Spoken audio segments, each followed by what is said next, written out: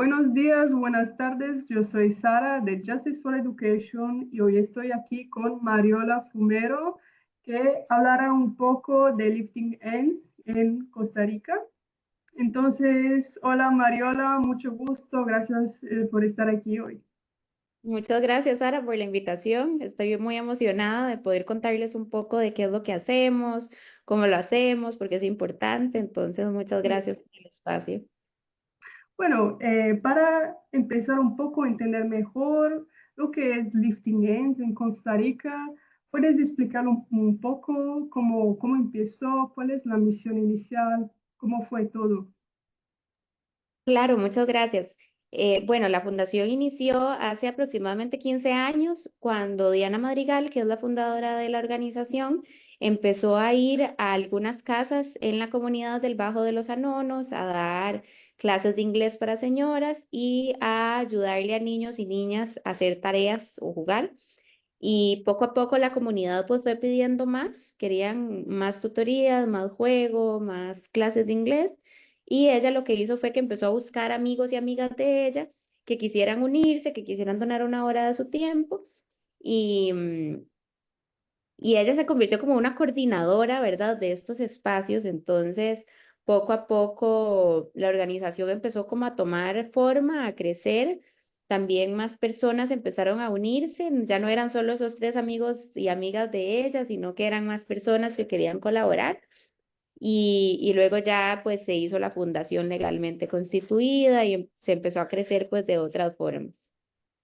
Entonces, la misión inicial era de la educación más o menos, o había también otras áreas. Sí, al principio siempre fue como muy enfocado en romper ciclos de pobreza, pero al principio era muy enfocado en la parte educativa.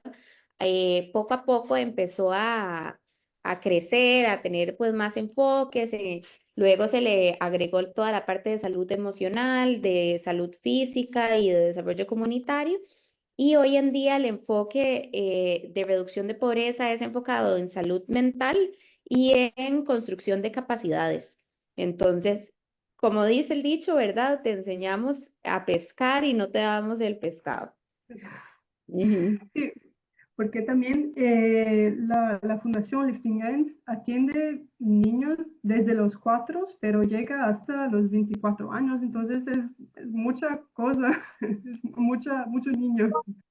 Sí, es un impacto muy a largo plazo y al final, pues la idea es acompañarlos, ¿verdad? Durante todo el proceso. Y justamente ayer me escribió una amiga a preguntarme, ¿verdad? Como, ¿qué hago? Es que yo ayudo a esta fundación, ¿verdad? A otra organización. Y el programa llega a los 18 años y cuando ya llega a los 18 años, los dejan, ¿verdad? Y la niña no sabe qué hacer, está pensando en dejar de estudiar el colegio para empezar a trabajar. Y aquí en Costa Rica no es normal que un niño o niña que ha vivido en condición de vulnerabilidad a los 18 años se gradúe del colegio. Normalmente se gradúan a los 19, 20 años porque se quedan un año, 2 años o empiezan tarde. Y, y ella me decía, ¿qué hago, verdad? ¿Cómo hago para que esta muchacha, esta joven, no deje de estudiar? Y yo le decía, "De ahí, realmente lo que puedes hacer es acompañarla, pagarle un apartamento, porque literalmente sale del albergue en el que está y queda a la deriva sin ninguna ayuda, sin nada. Entonces no les queda otra opción que empezar a trabajar y dejar de estudiar. Y el lifting es parte de nuestra filosofía es no los abandonamos hasta que estén realmente ubicados a nivel laboral, que tengan con qué pagar una casa. Ellos no viven con nosotros, ellos viven en sus casas, estudian, van a la fundación después de clases y, y después ya regresan a sus casas a dormir, pero nosotros sí queremos asegurarnos de que tengan las herramientas para estudiar, para pedir un trabajo. Hay situaciones muy especiales, ¿verdad? En las que algunos de estos chicos o chicas están pasando por una situación muy difícil en la casa y no puede pagarse, por ejemplo, los tickets del bus, como los pases del bus para poder ir a la universidad. Entonces buscamos un padrino que se los pague, ¿verdad? Como entendiendo muy bien el contexto de cada una de estas personas para no darles todo, pero sí sabiendo que si no se les da una cosa específica, no van a continuar. Entonces, ¿hasta dónde llegamos? ¿Hasta dónde flexibilizamos que no les genere daño o dependencia, verdad? ¿Y cómo describirías esta área geográfica donde actúan? Porque em, yo, por ejemplo, no sé nada de esta área y yo creo que muchas personas no conocen la realidad de esta área geográfica. Entonces, ¿cómo es la vida en sentido de recursos sociales, económicos? ¿Cómo es la vida normalmente? Claro. Nosotros actualmente trabajamos en 2 comunidades y estamos con planes de expandir a más comunidades en estos momentos. Em, Son comunidades con muy altas tasas de actividades delictivas. Esto incluye desde robos hasta narcotráfico, ¿verdad? De todo un poco. Ahorita en Costa Rica el tema del narcotráfico está muy convulso. Luego, todo esto, ¿verdad? Y el vivir en una situación de vulnerabilidad, de altos niveles de pobreza, trae otras problemáticas, como por ejemplo que a veces no tienen que comer, como por ejemplo prostitución. Tengo, por ejemplo, un caso de una señora, bueno, una señora como de 30 años de mi edad, que, o sea, es que es una mamá con varios hijos, entonces, que se empezó a prostituir porque realmente de día tiene que cuidar a sus hijos y el único momento del día, de la noche en el que puede trabajar es cuando ellos duermen y puede dejarlos con cuidado con otra persona de su familia y la única opción que hay de noche es prostituirse. Entonces, ¿verdad? Es todo un tema. Hay como muchas problemáticas. Nos pusimos a buscar guarderías y las guarderías más baratas son de $250 por niño. Tiene 3 niños que necesitan guardería y el salario mínimo en Costa Rica, lo que ella ganaría son $600. Entonces, literalmente trabajaría para pagar la guardería. No tiene sentido, ¿verdad? Entonces, ni siquiera le alcanzaría para pagar la guardería a los 3 niños, yo creo. Entonces, es una problemática como muy grande que existe y todo viene pues a raíz de que viven en condición de pobreza. Son comunidades Sí. con personas que viven o en pobreza extrema. Y puedes ver los efectos concretos reales de la acción de Lifting Hands en ese contexto.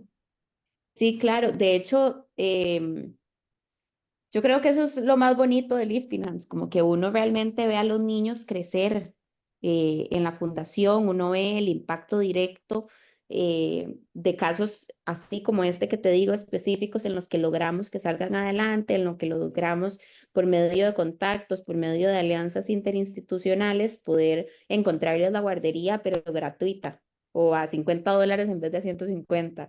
O hablamos con un kinder privado de alguien que conocemos por medio de algún voluntario que yo conocí o alguien conoció y nos ayudan y nos dan una beca, ¿verdad? Como por medio de ese tipo de acciones, de conexiones, logramos generar un impacto mucho más grande.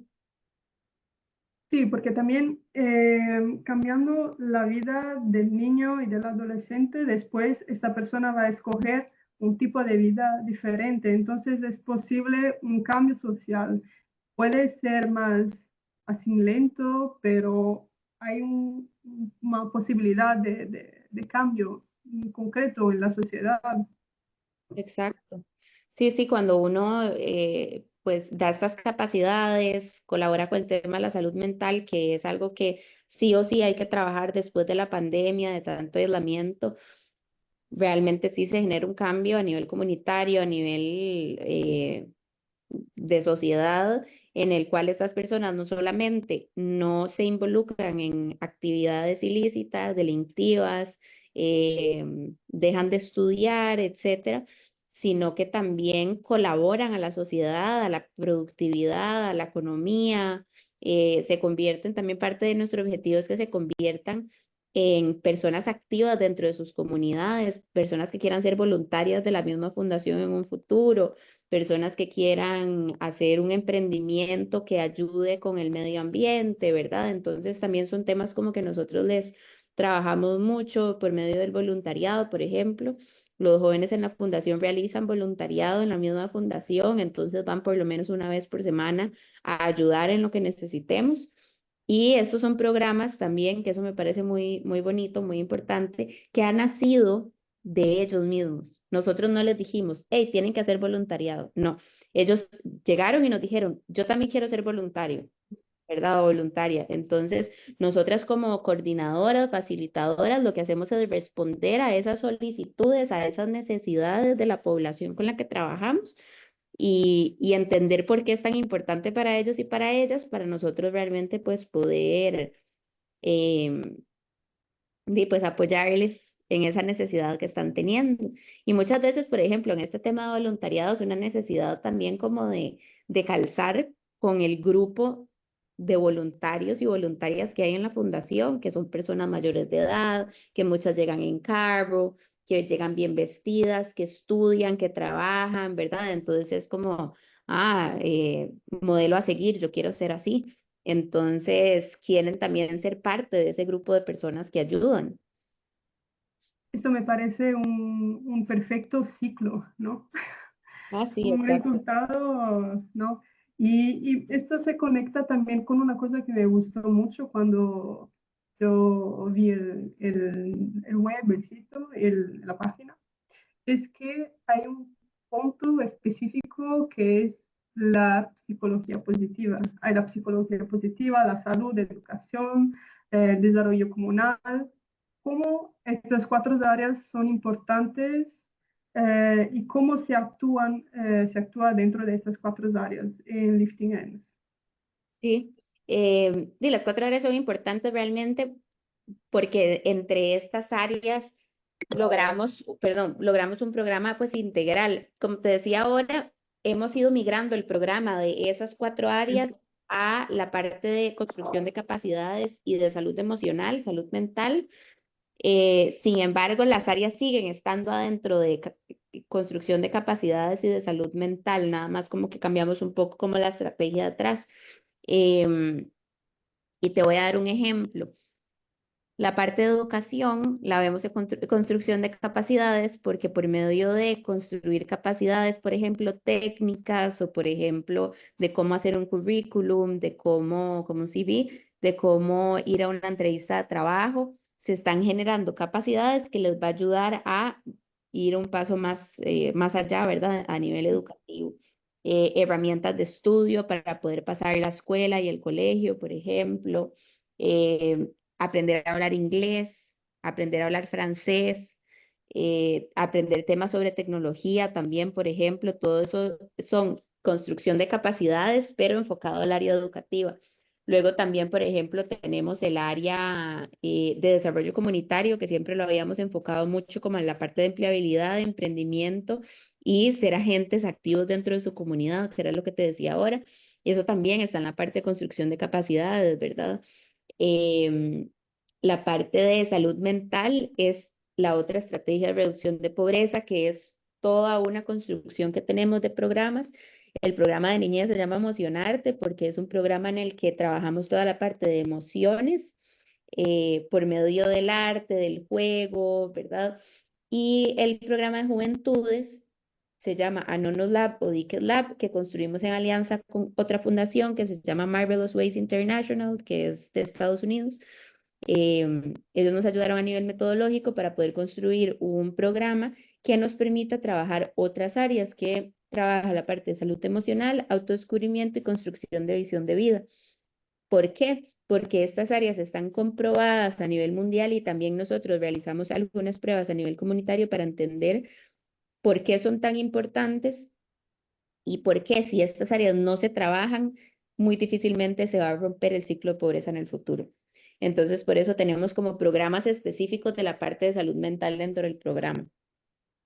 Y es que Una muy poca cosa que gente sabe, perdón, muy poca gente sí, sabe, pero solo por haber nacido en condición de pobreza, ya naciste en una condición de trauma, ya tenés trauma que sanar de tu niñez, porque haber nacido en condición de pobreza significa que tal vez a veces por el tipo de vivienda en la que vivís, ¿verdad? De lata, piso de tierra, pasas por calores extremos, por ejemplo, o siempre estás sucio, no tenés niveles de sanidad básicos. También a veces no vas a tener que comer o vas a comer cosas muy, muy básicas que no te van a permitir desarrollar bien tu cerebro porque no vas a comer suficientes grasas, por ejemplo, grasas saludables, entonces no vas a tener suficiente aguacate, aceite de oliva, ¿verdad? Que hace que tus conexiones neuronales puedan desarrollarse mejor y generarse mejor. Y cuando vives en condición de pobreza no tenés ese tipo de cosas. Entonces eso pues genera muchos problemas y eso genera traumas en tu niñez. Entonces la parte de salud mental es demasiado importante. Sí, de verdad, este aspecto de salud mental no siempre es considerado y el hecho de escuchar realmente a la persona es muy importante en el ámbito, en el contexto educativo y no siempre es respetada esta dimensión de escuchar también, dar espacio a los sentimientos, a los traumas, como dijiste, y yo creo que eso cambia todo en la dinámica educativa. Ah, sí, completamente, completamente. Eso se conecta un poco a una otra pregunta que son los retos en esta misión. Yo creo que sea un poco, tenga un poco a ver también con esto de los traumas, de las dificultades, pero ¿cuáles son los retos de este trabajo? Sí, bueno, yo creo que en las fundaciones siempre el reto principal es la parte económica, ¿verdad? Poder pues tener fuentes de ingreso que permitan que haya sostenibilidad a nivel financiero. Y luego está pues la parte de, lo que decías, como estos traumas, ¿verdad? Que trae cada una de estas personas, hace que actúen de diferentes formas y que tengamos retos diarios que resolver a nivel de conducta. Por ejemplo, manejo de límites, que eso ricos y pobres es todo un tema, ¿verdad? Es muy complicado. em, y es algo en lo que siempre tenemos que estar trabajando y que bien que mal, pues trae situaciones de forma diaria, ¿verdad? Retos diarios de que hay un niño específico que en la casa siempre tiene como muchos problemas de violencia, entonces viene todos los días a la fundación, pero es demasiado violento. Entonces le pega a sus compañeros. Entonces siempre hay que estar ahí encima, ¿verdad? Trabajando con él porque aunque estés ahí son y reciba terapia y todo, son cambios que no suceden de un día para el otro. Entonces hay que estar como muy presente. Pero después cambian con los años. Sí, sí, sí. Tengo un caso, por ejemplo, que cuando tenía 4 o 5 años, cada vez que él iba yo tenía que estar, porque siempre a media clase alguien gritaba, Mariola, ¿verdad? Entonces yo tenía que salir corriendo e ir a agarrarlo y era como una, eh, como una tela de fuerza, digamos, yo tenía que agarrarlo así, me pegaba, yo terminaba con moretes y todo, y yo lo que hacía era que lo agarraba y respiraba, ¿verdad? Para que él sintiera mi respiración, me copiara. Y después nos dimos cuenta de que él actuaba así porque en su casa había un tema de violencia muy fuerte de parte de su padre y de su madre también. O sea, su padre hacia su madre y su madre hacia el niño. Y él es un niño que hoy tiene como 11 12 años y ya no es un niño violento, es un niño que pasó por años de terapia y hoy en día vemos los resultados de que es un niño completamente diferente. Sí. Bueno, ese es un ejemplo maravilloso del trabajo. Y bueno, ¿cómo podemos ayudar? Podemos hacer voluntariado, pero también hay donaciones de ropa también, de materiales, ¿cómo funciona? Sí, te voy a dar ejemplos tal vez para personas que no viven en Costa Rica, porque creo que tal vez es como el público, ¿verdad? Que va a estar viendo esta transmisión. Una forma de colaborar es patrocinando un niño. Para patrocinar un niño se hace una inversión de $50 al mes. Nosotros se los hacemos por débito de la tarjeta de crédito de débito, no importa que sean internacionales y nosotros les damos información del niño o niña, ¿verdad? Y podemos hacer una llamada para que lo conozcan y como la idea es que la relación sea como más directa, esa es una de las formas. La segunda forma de colaborar es haciendo donaciones esporádicas, nada más como, me sobraron $10 este mes, los mando, ¿verdad? Tenemos diferentes como plataformas por medio de las cuales se puede donar, que están en nuestro sitio web o nos pueden escribir y se las mandamos. Luego también pueden venir a Costa Rica a hacer voluntariado. nosotros no realizamos ningún cobro, es gratuito, nada más tienen que cubrir su hospedaje, su alimentación y pues, los gastos, ¿verdad? Nosotros les ayudamos a coordinar todo, a buscar a dónde quedarse, a dónde hospedarse y les guiamos pues con toda la información. Em, para poder hacerlo, nada más nos tienen que escribir y nosotros les ayudamos.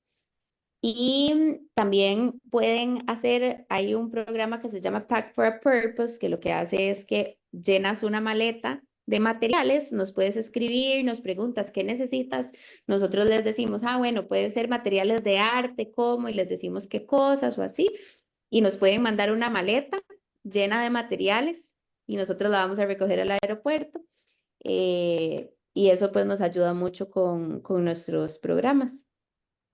Bueno, hay muchas posibilidades para contribuir en esta visión.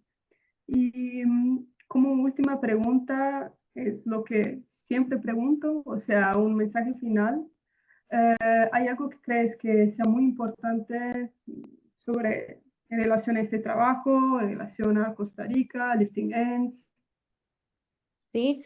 Em, como en relación a la organización o como un mensaje hacia las personas que lo Todo. están haciendo. Todo. Ok. Ok. Bueno, tal vez como que no crean que una pequeña ayuda es poco. Yo siempre digo que los donantes de Lifting Hands son desde los que regalaron un lápiz hasta los que vinieron y hicieron voluntariado full time durante un año, ¿verdad? Al final todo nos ayuda y yo siempre desde que yo empecé como voluntaria en Lifting Hands y siempre desde que empecé yo siempre dije que Lifting Hands ha logrado ser lo que es porque son muchas manos haciendo, corazones sintiendo y mentes pensando. Y, y eso es lo que ha permitido que seamos lo que somos hoy, ¿verdad? Como la colectividad, el trabajo en equipo, muchas personas queriendo colaborar. Y eso, ¿verdad? Sí, quiere decir que no importa qué tan grande o qué tan pequeña sea el aporte, que no se desanimen de poder colaborar. Y, y tal vez, digamos, un mensaje más como enfocado en la fundación, que que crean en los programas a largo plazo. Yo hablo mucho de eso, como muchas veces decimos, ah, qué bonito esa fundación, ¿verdad? Que impactó a 50.000 personas. Y uno a veces no se pregunta como, ¿y qué pasó con esas 50.000 personas, verdad? ¿Qué hicieron? Y al final tal vez lo que hicieron fue darles, no sé, unos lápices y ya. Eh, en cambio, esos programas como más a largo plazo, que el impacto es de menos personas, a veces cuesta más conseguir fondos porque es como, hay como 20 años en el programa, ¿verdad? Desde los 4 hasta los 24, pero son programas muy efectivos que al final realmente pues se puede lograr que rompan el ciclo de pobreza y no es nada más como un esfuerzo esporádico, sino algo que es más medible y más controlable a largo plazo. Bueno, Mariola, muchas gracias por tus palabras, por tu tiempo. Ahora conocemos un poco más de esta realidad de Costa Rica, de las comunidades donde Lifting Hands trabaja, porque es siempre importante hablar sobre estos trabajos que merecen también más luz, más personas que sepan. Y gracias a todos por estar aquí, por esta entrevista y espero a todos en la próxima. Chao, gracias. Gracias, Sara. Gracias.